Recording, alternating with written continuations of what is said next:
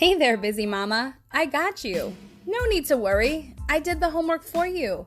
As your wellness concierge, I'll connect you to greater health and guide you to be fully alive and well. I'm a former Navy nurse and lactation consultant turned homeschool mama, focusing my love of education and health and wellness toward helping others. I don't even pretend to have it all together, and I'm totally okay with that. I can keep it real. I'm here for encouragement, sharing my voice and my journey, and to have fun. And just maybe a little learning too. Here, you'll find education, empowerment, and authenticity on a weekly basis. I am your host, Stacey Myers, the Hot Mess Homeschooler. Welcome to the podcast.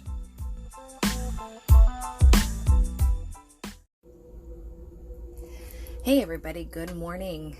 I am coming at you today from inside a sauna where I am sweating my dupa off. It is a balmy 131 degrees in here, so I am very excited that I just joined a gym for their wellness modalities, not necessarily to work out yet. I am looking to detox and reset my body because it's been telling me for quite some time that it's not in a good way. And I have more coming on my wellness journey later, but I wanted to just mention this because it's part of what I'm going to talk about today.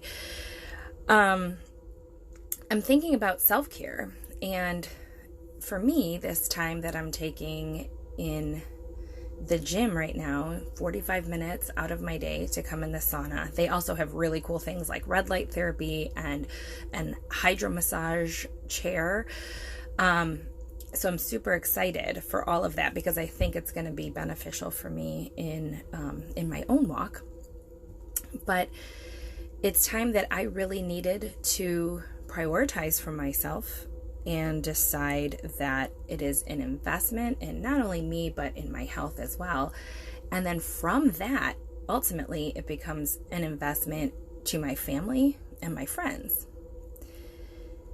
So self-care is one of those things, like everybody talks about it, but it also elicits that like Robert Downey Jr. meme eye roll, like, ugh, self-care. Like, yes, it's so important, right?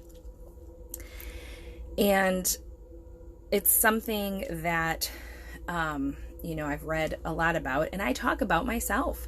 I think it's really important that we have self-care and we take care of who we are as human beings in all of our roles, like being a parent, being a provider. For me, I'm a homeschool educator too. I'm a friend. I serve at church. All the things that we need to do. And people will say, like, you can't pour from an empty cup, which is so true. I read an article, though, that got me thinking about motherhood. And it was saying, sometimes you have to pour from an empty cup. And we don't, in the midst of things, I'm thinking more, younger kids, but I'm seeing it even into the teen years. Sometimes life feels a lot like survival. And that cup of ours isn't necessarily being refilled if we don't take steps to do it. And we have to pour from that because we can't just stop being a mom. We can't stop. You can choose to, curate some of your activities, but you don't get to stop being a mother, a friend, in your roles, in your job, so we have to continually give of ourselves. I was praying in adoration the other day, and I just had an image of this, I don't know why it came into my mind, but of a colander instead of a cup, right? And a colander, as you know, it just lets all the liquid through and it doesn't hold anything for itself. And so I kind of had that image and sat with it, and I just kind of felt like, we, even if we don't necessarily feel filled up We are still, like I said, pouring, sharing grace and blessings and joy with other people. Sometimes it's just plain old service in what we do, and it's like the mundane tasks. Most of those, I would say, are out of love and, if nothing else, necessity, right? But where is the stuff coming from to come through the colander is the question. And I think that's the question. While we're being poured out from ourselves, what's pouring into us? And I think it's, so important. So for me, like weekly adoration, daily mass, multiple times a week, that fills me, that pours into me. I look at it as getting plugged in, to my Creator. I want to always start with Christ and center my life on Him. So as He pours into me, I can pour into others.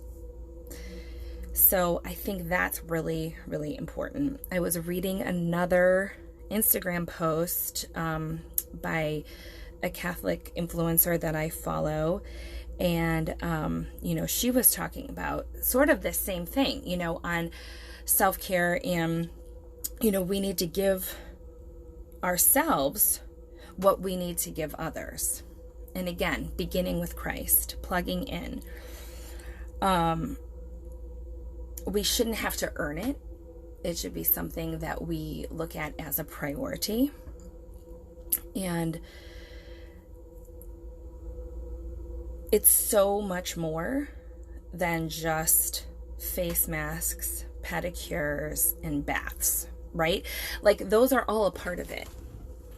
But it's other things as well. And it's prayer. It's making time to be in fellowship and in community with other people. It's, sometimes it's exercise. Sometimes it means coming to the sauna and taking time out of your busy day to be able to say, this is going to fill me so I can in turn pour from others.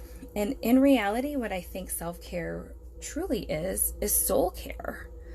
We need to start from that perspective and really, again, take it out of us, but look through what is pouring into us and what are we filling. Another person that I was reading, all these things that I read float around in my brain, but they talked about, what cups are we filling? If we're talking about can't pour from an empty cup, but what cups are we filling? And I think that's also important because sometimes self-care, yes, can be having a glass of wine, but doesn't mean binging late into the night repeatedly. Is that really self-care? It's those types of things we really need to consider. And again, self-care or soul care is not selfish, but we just need to make sure that we're filling the right cups. And again, that colander image of what pours into you so you can pour out for others. And these thoughts I'm having today as I'm sweating in the sauna. And thank you for listening. I will chat with you next week. And until then, be alive and well.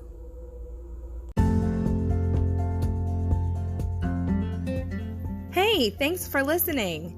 Head on over to hotmesshomeschooler.com where you'll find all the things.